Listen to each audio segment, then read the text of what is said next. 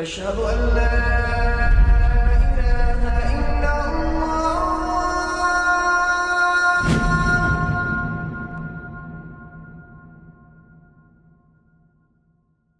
Raindrops media পরিবেশিত audio lecture series সেইরাহ। এই সিরিজে আলোচিত হবে পৃথিবীর বুকে শ্রেষ্ঠতম মানুষ রাসূলুল্লাহ মুহাম্মদ সাল্লাল্লাহু আলাইহি ওয়াসাল্লামের জীবন কথা। ইন্নাল হামদুলিল্লাহি ওয়াসসালাতু ওয়াসসালামু আলা রাসূলিল্লাহি ওয়া আলা আলিহি ওয়াসহাবিহি ওয়াসাল্লাম তাসলিমান কাসীরান মাজিদান ইলা ইয়াউমিদ্দিন, আম্মা বা'দ। রাসূলুল্লাহ সাল্লাল্লাহু আলাইহি ওয়াসাল্লামের গোপন দাওয়া পর্যায়ে স্থায়ী হয়েছিল প্রায় ৩ বছর।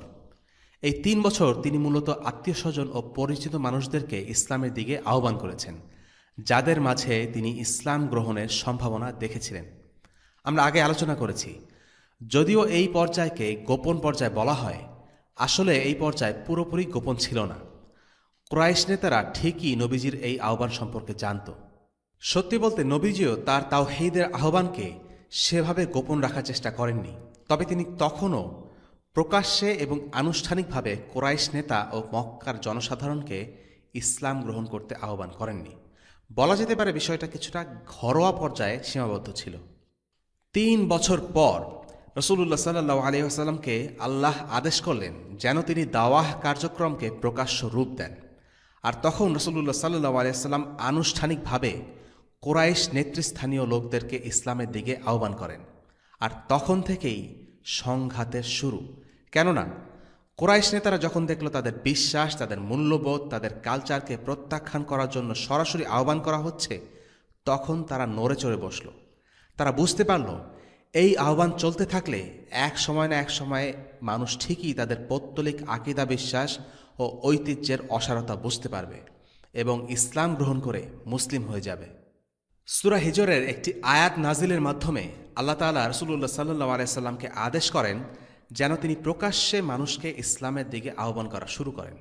আয়াতটি হল, فاصدع بما تؤمر وأعرض عن المشركين। অতএব আপনি প্রকাশ্যে শুনিয়ে দিন যা আপনাকে আদেশ করা হয় এবং মুশরিকদের পরোয়া করবেন না। সূরা আল হিজর আয়াত ৯৪। প্রকাশ্য আহ্বানের আদেশ পাওয়ার পর রাসূলুল্লাহ সাল্লাল্লাহু আলাইহি ওয়াসাল্লাম প্রথমেই গেলেন তার গোত্র বনু হাশিমের কাছে। সবচেয়ে কাছের মানুষদের দিয়ে তিনি এই আহ্বান শুরু করলেন।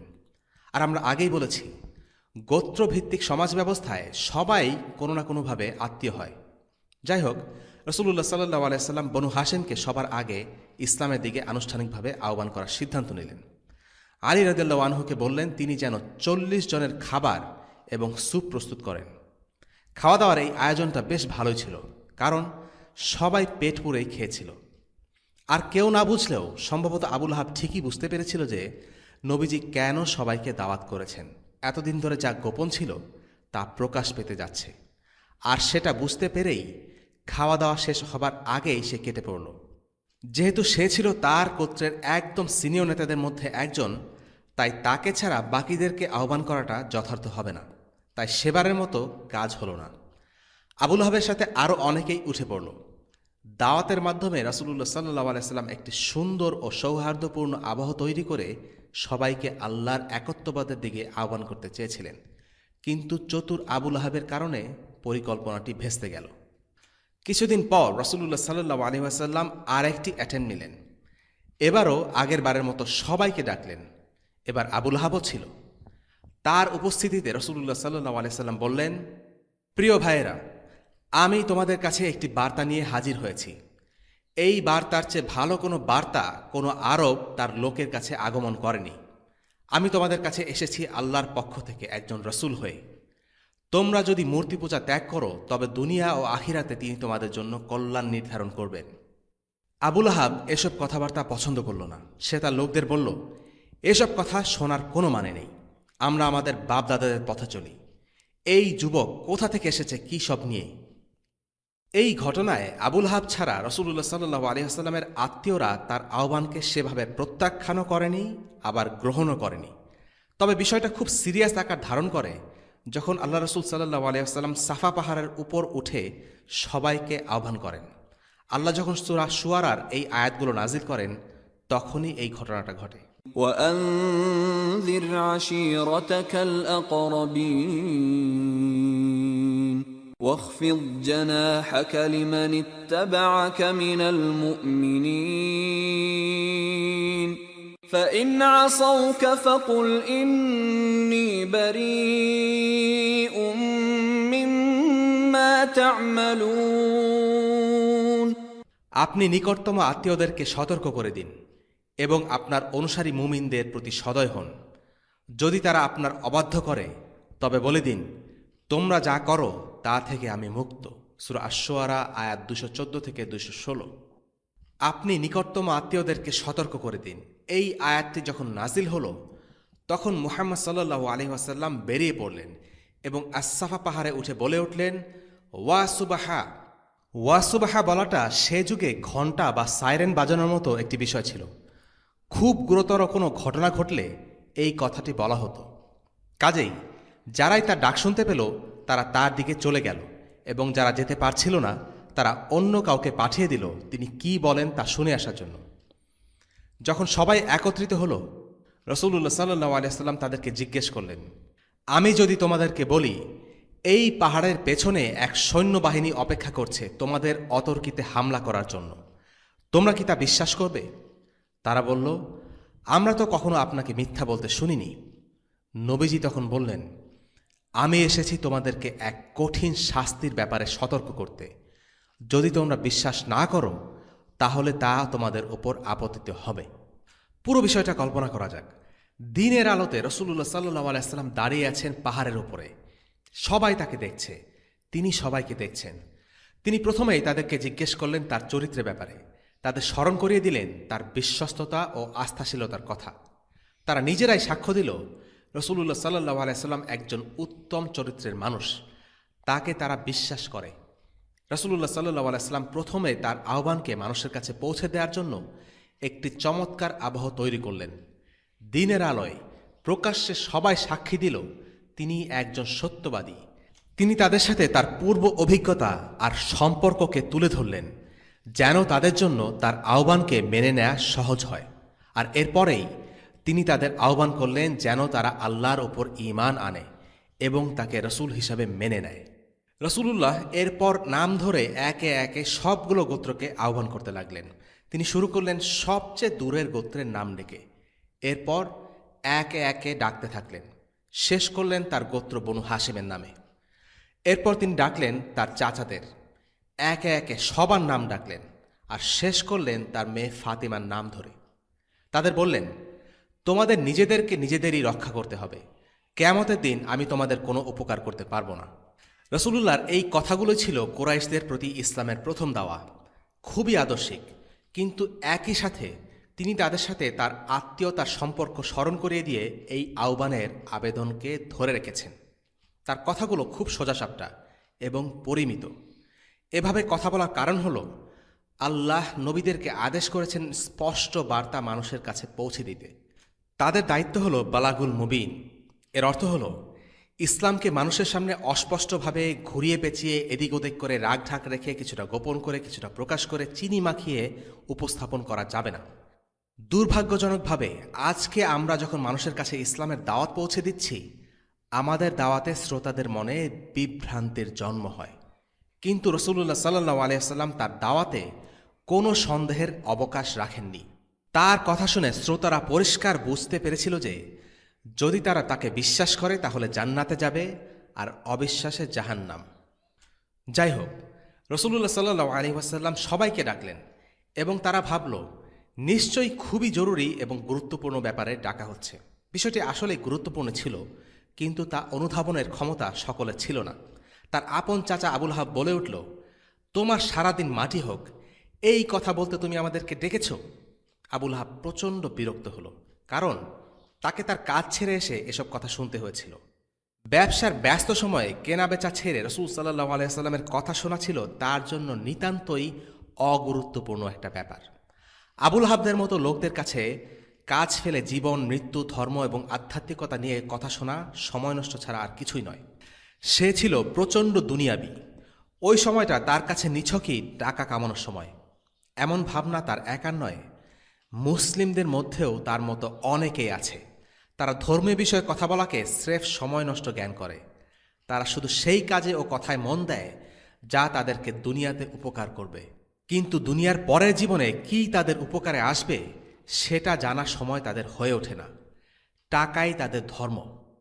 আবুল আহাবের প্রসঙ্গে সূরা আহাবের প্রথম 2 আয়াতে আল্লাহ সুবহানাহু ওয়া তাআলা বলেন, ধ্বংস হোক আবুল আহাবের উভয় হাত, আর সে নিজেও ধ্বংস হোক। তার ধন সম্পদ এবং যা সে অর্জন করেছে তা তার কোনো কাজে আসবে না। আল্লাহ তাআলা বলছেন, তার এই সম্পদ অর্থ কোনো কাজেই আসবে না। যারা দুনিয়ার পেছনে ছুটে বেড়ায়, দুনিয়া তাদের কোনো কাজে আসবে না যদি না তারা ইসলামের আলোকে জীবনযাপন করে। এই সূরাটি কোরআনের একটি মিরাকলের প্রমাণও বটে। কেননা এই আয়াতে বলছে আবুল আহাব ও তার স্ত্রী জাহান্নামে যাবে। আর এই আয়াত যখন নাজিল হয় তখন তারা বেঁচে ছিল। যদি কোরআনকে ভুল প্রমাণ করতে চাইতো, তারা মুসলিম হয়ে গেলেই তা তারা করে ফেলতে পারত। কেননা কোরআন বলছে তারা জাহান্নামী হবে, আর তারা মুসলিম হয়ে গেলে এই কথা মিথ্যা হয়ে যায়। কিন্তু না, তারা মৃত্যুর আগ পর্যন্ত কাফের ছিল, আর সেই অবস্থাতেই মৃত্যুবরণ করে। এবারে আলোচনা করা যাক রাসূলুল্লাহ সাল্লাল্লাহু আলাইহি সাল্লামের এই আহ্বানে কুরাইশদের প্রতিক্রিয়া কী ছিল। প্রথমেই তারা চেষ্টা করল আবু তালিবকে নিজেদের পক্ষে টানার। নবীজি ছিলেন বনু হাশিমের, আর বনু হাশিমের নেতা ছিলেন তার চাচা আবু তালিব। তারা ভাবল আবু তালিবকে চাপ দিয়ে যদি নিজেদের পক্ষে টানা যায় তাহলে নবীজিকেও থামানো যাবে। প্রথমে আবু তালিব চাচ্ছিলেন বিষয়টা কিছুটা এড়িয়ে যেতে। তিনি চাচ্ছিলেন না তার গোত্রের লোকদের সাথে তার সম্পর্ক খারাপ হোক। যখন তারা নবীজির ব্যাপারে অভিযোগ করতে লাগল, তিনি প্রথমে তাদের কথা শুনলেন আর তাদের সাথে ভালো ব্যবহার করে তাদের শান্ত করলেন। কিন্তু এভাবে কতদিন?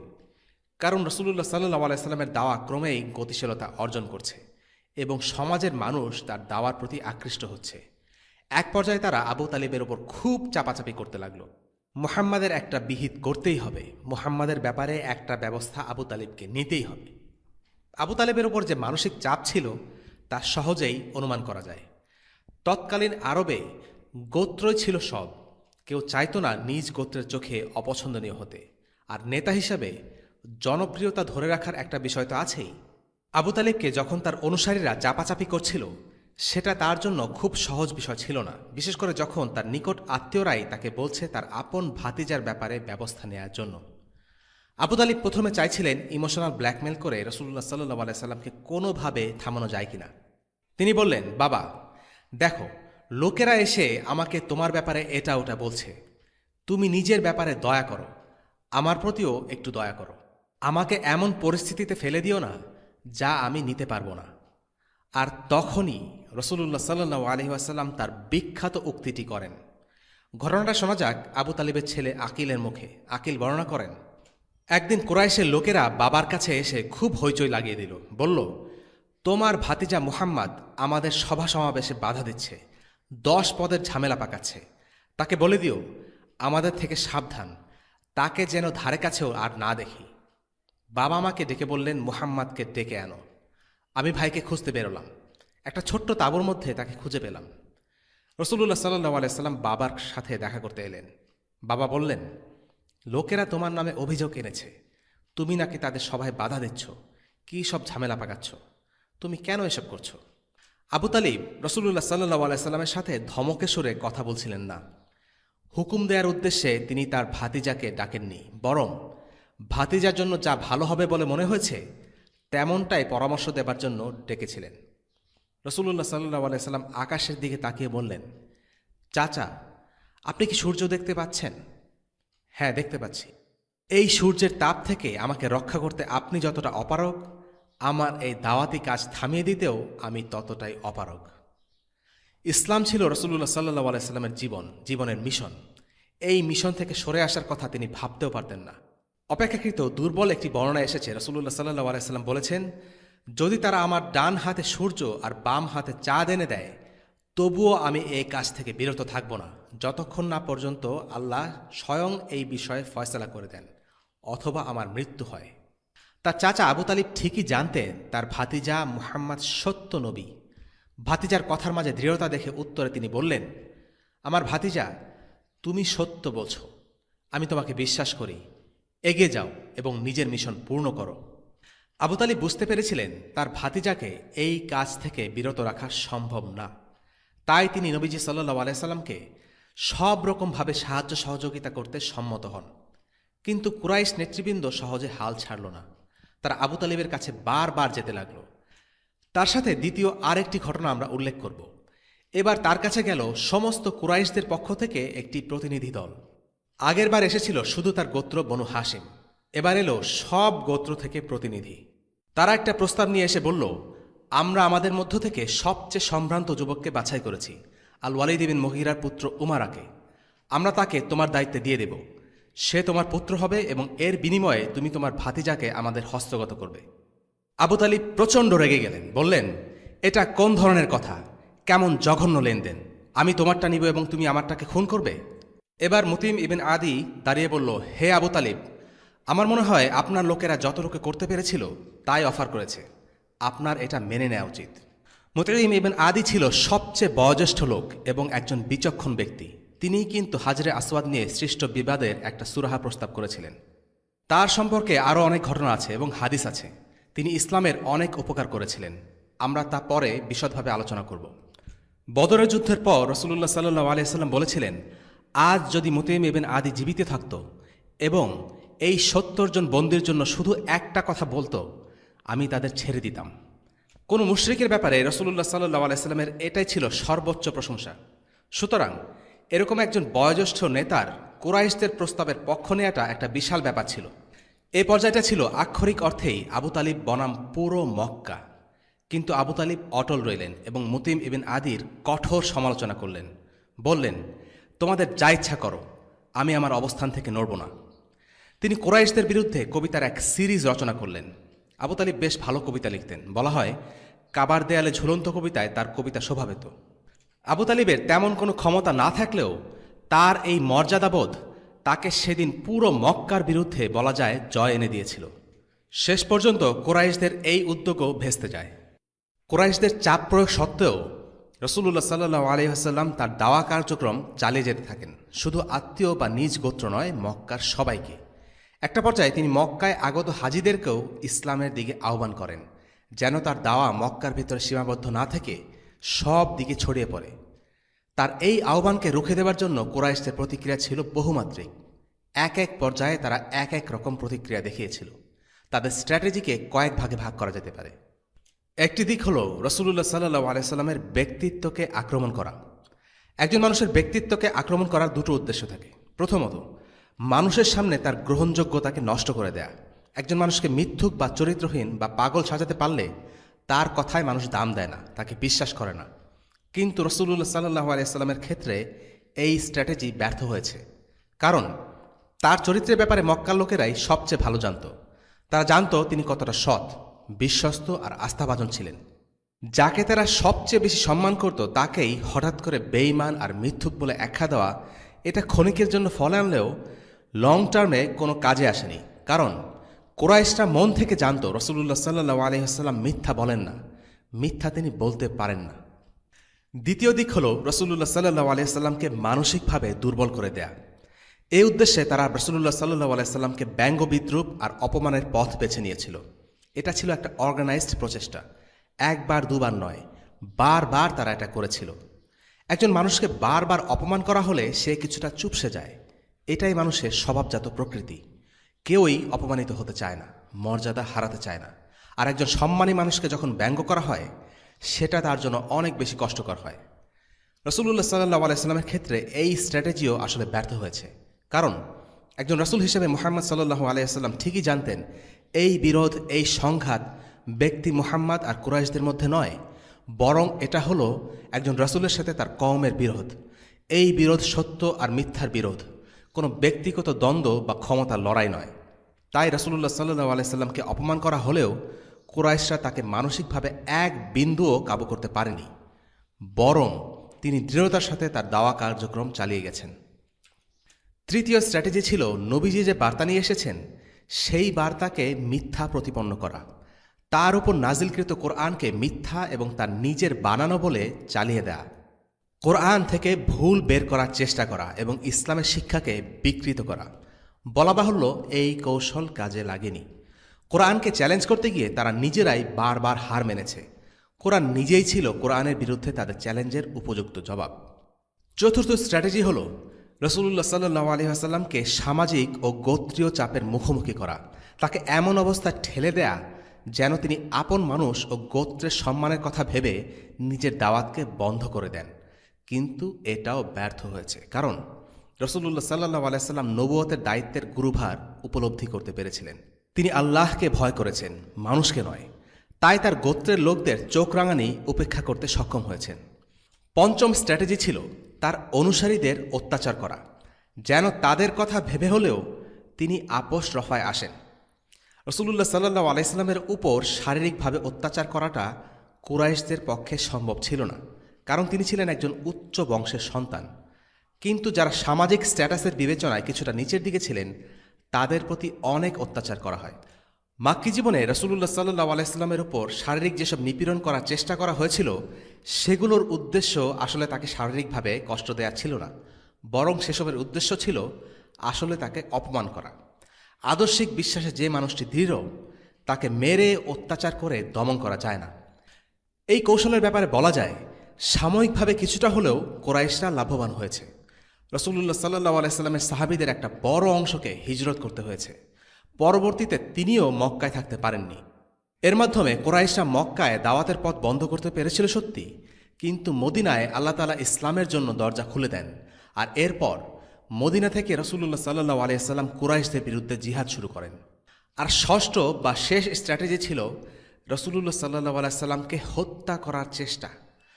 সব কিছু ব্যর্থ হওয়ার পর কুরাইশরা শেষ চেষ্টা হিসেবে তাকে হত্যা করতে চেয়েছে, যেন তার দাওয়াকে স্তিমিত করে দেয়া যায়। সামগ্রিকভাবে তাদের প্রতিক্রিয়াকে কয়েকটি পয়েন্টে সাজানো যেতে পারে।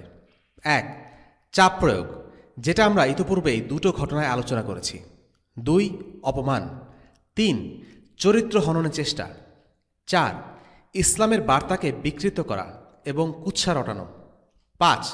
রসুল্লাহ সাল্লাহ আলাইস্লামের সাথে আপোষ করা বা সমঝোতার চেষ্টা করা। 6. প্রলোভন। 7. চ্যালেঞ্জ। 8. ব্যঙ্গ বিদ্রুপ। 9. হিংসা বিদ্বেষ ও শত্রুতা। 10. নির্যাতন নিপীড়ন। 11. গুপ্ত হত্যার প্রচেষ্টা।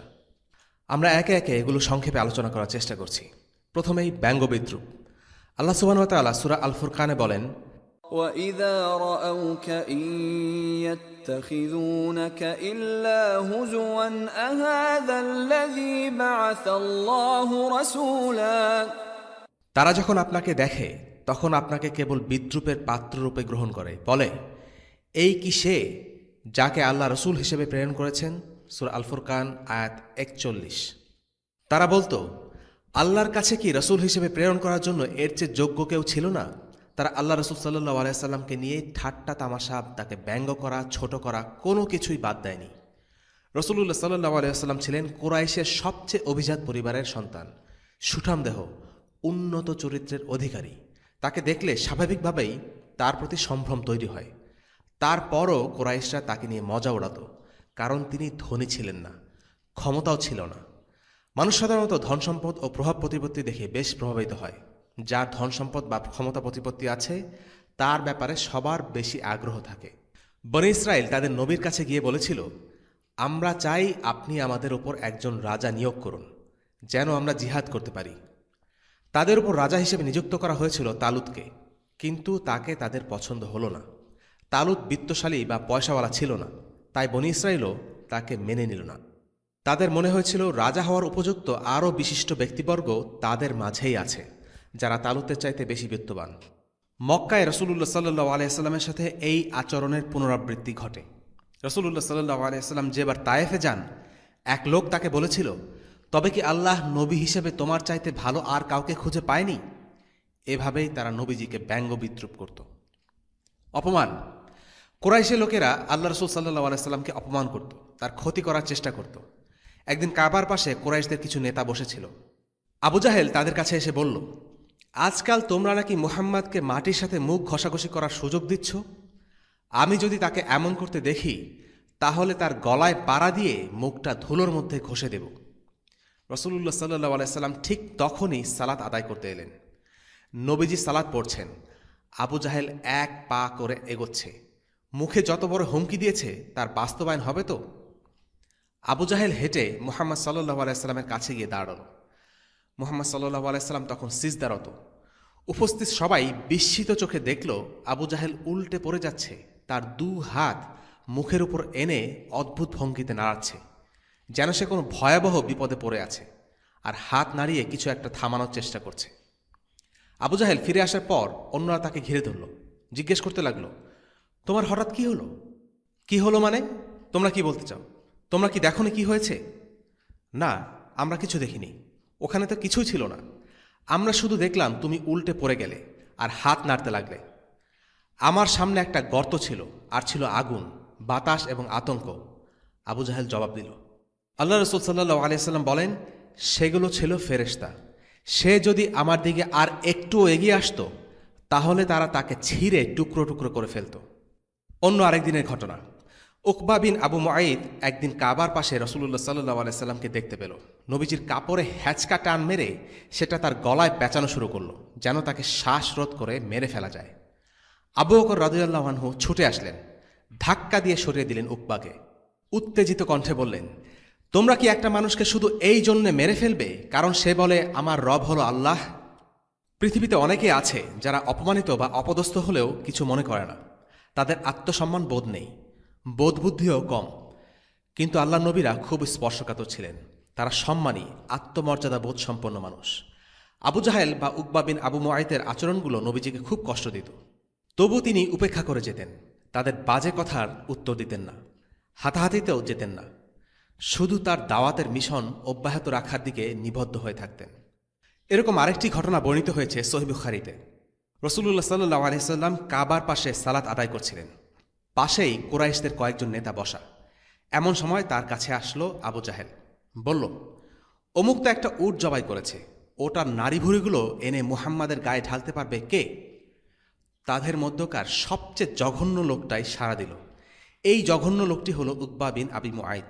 সে উঠে গিয়ে উটের নাড়ি ভুঁড়ি জোগাড় করে আনলো, এরপর ঘাপটি মেরে বসে থাকলো কখন রাসূলুল্লাহ সাল্লাল্লাহু আলাইহি সাল্লাম সিজদায় যান সেই আশায়। আল্লাহ রাসূল সিজদায় যাওয়া মাত্র নাড়ি ভুঁড়ির দলা চাপিয়ে দিল তার পিঠের উপর। রাসূলুল্লাহ সাল্লাল্লাহু আলাইহি সাল্লাম স্থির হয়ে সিজদাতেই পড়ে থাকলেন, যেন তার সাথে কিছুই হয়নি। মেয়ে ফাতিমা রাদিয়াল্লাহু আনহা দূর থেকে দেখতে পেয়ে দৌড়ে বাবার কাছে ছুটে আসলেন। বাবার কাঁধে চেপে থাকা ময়লা আবর্জনাগুলোকে দু হাতে সরিয়ে দিলেন। নবীজির সালাত শেষ হল। তিনি কুরাইশদের কিছুই বললেন না, শুধু জোরে জোরে একটি দোয়া করলেন, হে আল্লাহ, শাস্তি দাও আবু জাহেল, উতবা বিন রাবিয়া, শায়বা বিন রাবিয়া, আল ওয়ালিদ বিন উতবা, উমাইয়া বিন খালাফ আর উতবা বিন আবি মুআইদকে। এভাবে একে একে 7 জন ব্যক্তির বিরুদ্ধে নাম ধরে দোয়া করলেন রাসূলুল্লাহ সাল্লাল্লাহু আলাইহি ওয়াসাল্লাম। হাদিসের বর্ণনাকারী 7ম জনের নাম মনে করতে না পারায় এখানে শুধু 6টি নাম বলা হলো। আব্দুল্লাহ বিন মাসউদ রাদিয়াল্লাহু আনহু বলেন, আমি নিজের চোখে দেখেছি এই 7 জনের প্রত্যেককে বদরের যুদ্ধে হত্যা করা হয়েছে। আল্লাহ তাআলা নবীজির দোয়া কবুল করেছিলেন। নেক্সট হলো চরিত্র হননের চেষ্টা বা ক্যারেক্টার অ্যাসাসিনেশন। কুরাইশরা আল্লাহ রাসূল সাল্লাল্লাহু আলাইহি সাল্লামকে বিভিন্ন আজে বাজে নামে ডাকত। তারা বলে, ولكم فيها جمال حين تريحون وحين تسرحون। ওহে, যার প্রতি কোরআন নাজিল হয়েছে, তুমি তো আলবত একজন উম্মাদ। সূরা হিজর আয়াত 6। উম্মাদ বা পাগল ডাকার পাশাপাশি জাদুকর, মিথ্যুক এসব বলেও সম্বোধন করত। কুৎসা রটনার জন্য যা মুখে আসত তাই বলতো, কিছুই বাকি রাখেনি। তারা চাচ্ছিল রাসূলুল্লাহ সাল্লাল্লাহু আলাইহি সাল্লামের নামে কুৎসা রটিয়ে তার ভাবমূর্তিকে নষ্ট করে দিতে। লোকে যেন তার কথায় পাত্তা না দেয়, তাহলেই ইসলামের প্রচার প্রসার থেমে যাবে। এভাবে চরিত্র হননের মাধ্যমে তারা নিয়ে আসা ইসলামের বার্তাকে ধ্বংস করে দিতে চাইছিল কুরাইশরা। আল্লাহ সুবহানাহু ওয়া তাআলা বলেন, قد نعلم إنه ليحزنك الذي يقولون فإنهم لا يكذبونك ولكن الظالمين بآيات الله يجحدون। আমি অবশ্যই জানি তারা যা বলে তা আপনাকে কষ্ট দেয়, কিন্তু তারা তো আপনাকে অস্বীকার করে না, বরং জালিমরা আল্লাহর আয়াতকে অস্বীকার করে। সূরা আল আনআম আয়াত 33। তারা বস্তুত ব্যক্তি মুহাম্মদ সাল্লাল্লাহু আলাইহি সাল্লামকে প্রত্যাখ্যান করেনি। মনের গভীরে তারা বিশ্বাস করত যে মুহাম্মদ সত্যি কথাই বলছেন, কিন্তু তারপরও তারা তার বিরোধিতা করেছে। কারণ তাদের সমস্যা ছিল ইসলাম। নিজেদের ধর্ম বাদ দিয়ে ইসলামকে তারা কোনো ক্রমেই মেনে নিতে চায়নি। ওয়ারাকা বিন নওফেলের সতর্কবাণী যেন সত্যি হয়ে উঠছিল। নবুয়তের একেবারে প্রথম দিকে তিনি রাসূলুল্লাহ সাল্লাল্লাহু আলাইহি সাল্লামকে বলেছিলেন, তোমাকে তোমার দেশ থেকে তাড়িয়ে দেয়া হবে। সেদিন এ কথা শুনে রাসূলুল্লাহ চমকে উঠেছিলেন। তিনি জানতেন মক্কার লোকেরা তাকে অন্তর দিয়ে ভালোবাসে, শ্রদ্ধা করে।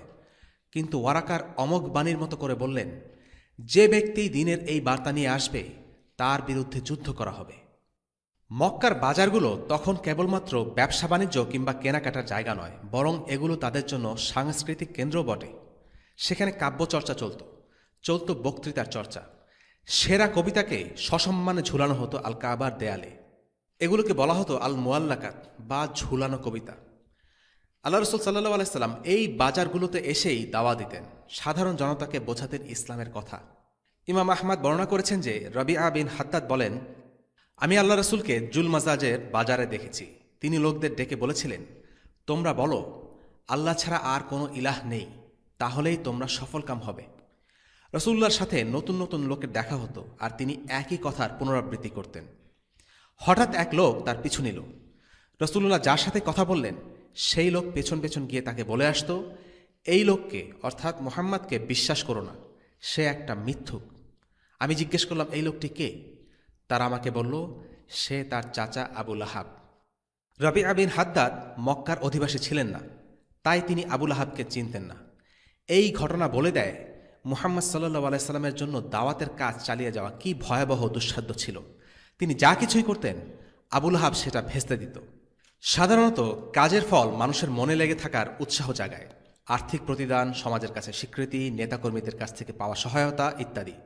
অন্তত কিছু একটা বিনিময়ের আশা নিয়েই মানুষ খাটতে থাকে। আশানুরূপ বিনিময় না পেলে মানুষের কাজের ইচ্ছা মরে যায়, প্রেরণা থাকে না। এক সময় সে ক্ষান্ত দেয়। প্রতিদানের আশা না করেই কোনো কাজ করে যাওয়া খুব কঠিন। কিন্তু রাসূলুল্লাহ আর নবী রাসূলরা ব্যতিক্রম। তারা নিরবিচ্ছিন্নভাবে লাগাতার কাজ করে গেছেন, যদিও তারা বিনিময়ে কিছুই পাননি। উদাহরণস্বরূপ বলা যায় নূহ আলাইহিস সালামের কথা। তিনি দিন রাত তার জাতির কাছে দাওয়া দিয়েছেন, গোপনে এবং প্রকাশ্যে, কিন্তু বলার মতো কোনো সাড়া তাদের মাঝে পাননি। চোখের সামনে বিরোধিতাকারী এক জাতিকে নিয়েও তিনি দাওয়াহ করে গেছেন সুদীর্ঘ ৯৫০ বছর। এমন আরেকটি ঘটনা বর্ণনা করেছেন ইমাম বাইহাকি রাহিমাহুল্লাহ। হজের মৌসুম সবে শুরু। আল ওয়ালিদ বিন মুগীরা সে সময় কুরাইশদের একজন বয়োজ্যেষ্ঠ মুরব্বী। সে কুরাইশ নেতাদের নিয়ে মিটিং ডাকল। বলল, হজের মৌসুম আসছে, আরবের প্রতিনিধিরা কিছুদিন পরেই এখানে জমায়েত হবে। আসো সবাই মিলে মুহাম্মাদের ব্যাপারে একটা সিদ্ধান্তে আসি। এই বিষয়টা নিয়ে আমাদের মধ্যে কোনো মতপার্থক্য থাকা যাবে না। তার বক্তব্যের মূল উদ্দেশ্য ছিল যে মুহাম্মাদের ব্যাপারে একটা হেনস্থা করা। হজের সময় মক্কায় অনেক লোকের সমাগম হবে, আর মুহাম্মাদও এই সুযোগ হাতছাড়া করবে না। তাদের কাছে ইসলামের বার্তা নিয়ে যাবে। তাই মুহাম্মাদের ব্যাপারে তারা সবাই কি বলবে সে বিষয়ে সর্বসম্মত বক্তব্যে পৌঁছানো জরুরি ছিল। এক একজন এক এক রকম কথা বললে কোনো লাভ হবে না। কেউ বলবে সে মিথ্যুক, কেউ বলবে সে পাগল, কেউ বলবে জাদুকর। এভাবে না করে বরং সবাই মিলে একই অপবাদ দিলে লোকে বেশি বিশ্বাস করবে। কোরাইশরা ওয়ালিদ বিন মুগীরাকে বলল, আপনিই বলেন কি করা যায়। আপনি যেটা বলবেন আমরা সেটাই সবাইকে বলবো। আমি তোমাদের মুখে শুনতে চাই, জবাব দিল মুগীরা। আমরা বলবো যে সে একজন জ্যোতিষী। না, সে জ্যোতিষী নয়, আমি জ্যোতিষী দেখেছি। তার মধ্যে জ্যোতিষীদের বৈশিষ্ট্য নেই। সে তাদের মতো অন্তঃশ্বাসশূন্য কথা বলে না। তাহলে আমরা বলবো সে পাগল, বদ্ধ উন্মাদ। আমি পাগলও দেখেছি এবং তাদের প্রকৃতিও দেখেছি। সে তাদের মতো অপ্রকৃতস্থ আচরণ করে না, অসংলগ্ন কথা বলেও বেড়ায় না। সে উন্মাদ নয়। উন্মাদ কাকে বলে আমরা জানি। তাহলে আমরা বলবো সে একজন কবি। না না, সে কোনো কবি নয়। আমরা সব রকম ছন্দের কবিতায় চিনি। সে যা বলে তা কোনো কবিতা না। তাহলে আমরা বলি যে সে একজন জাদুকর। এই প্রস্তাবেও ওয়ালিদ রাজি হল না। বলল, সে কোনো জাদুকরও নয়। আমরা জাদুকর দেখেছি এবং তাদের জাদু কৌশল দেখেছি। সে ঝাড়ফুঁক করে না, জাদুটনাও করে না। কুরাইশের নেতারা একে একে সম্ভাব্য সকল অপবাদ পেশ করল, কিন্তু ওয়ালিদ বিন মুগীরা বলল, না, এগুলো বলে কোনো লাভ হবে না। তাহলে আপনিই বলে দিন আমরা তার ব্যাপারে কি বলবো। ওয়ালিদ অনেকক্ষণ চিন্তা করল। বলল, আল্লাহর কসম করে বলছি তার কথা বড় মিষ্টি। কি যেন গভীর তাৎপর্য আছে তার কথায়। তোমরা তাকে নিয়ে যেটাই বলো না কেন, কেউ তোমাদের কথা বিশ্বাস করবে না। তবে তার সম্পর্কে এ কথা বলতে পারো, তিনি একজন জাদুকর। তিনি যেসব কথা পেশ করেছেন তা স্রেফ জাদু। তার কথা শুনলে পিতা পুত্র, ভাই ভাই, স্বামী স্ত্রী এবং গোত্র ও তার সদস্যদের মাঝে বিরোধ লেগে যায়। কোরআনে আল্লাহ তাআলা এই ঘটনাটি উল্লেখ করেছেন। ইন্নাহু ফাক্কারা ওয়া কদ্দার ফাকুতিলা কাইফা কদ্দার থুম্মা কুতিলা কাইফা কদ্দার থুম্মা নাযার থুম্মা আবাসা ওয়া বাসার থুম্মা আদবারা ওয়াস্তাকবার فقال إن هذا إلا سحر يؤثر إن هذا إلا قول البشر। সে সত্য গ্রহণের ব্যাপারটা কিছুটা চিন্তাও করেছিল, তারপর আবার নিজের গোড়ামিতে ডুবে থাকার সিদ্ধান্ত নিল। তার উপর অভিশাপ, কেমন করে সে সত্য জানার পরেও বিরোধিতার সিদ্ধান্ত নিল। তার উপর আবারও অভিশাপ, সে কিভাবে এমন সিদ্ধান্ত নিল। সে একবার উপস্থিত লোকদের দিকে চেয়ে দেখল, অহংকার ও দম্ভভরে সে ভ্রু কুঁচকাল এবং মুখটা বিকৃত করে ফেলল। অতঃপর সে পেছনে ফেরল এবং অহংকার করল। এরপর বলল, এটা তো লোক পরম্পরায় প্রাপ্ত জাদুবিদ্যার খেল ছাড়া কিছুই নয়, এটা তো মানুষের কথা। সূরা মুদ্দাসির আয়াত 18-25। এরপর ইসলামকে বিকৃত করে উপস্থাপন করা। আর নজর বিন হারিস পারস্য গিয়ে গল্প শিখে আসত।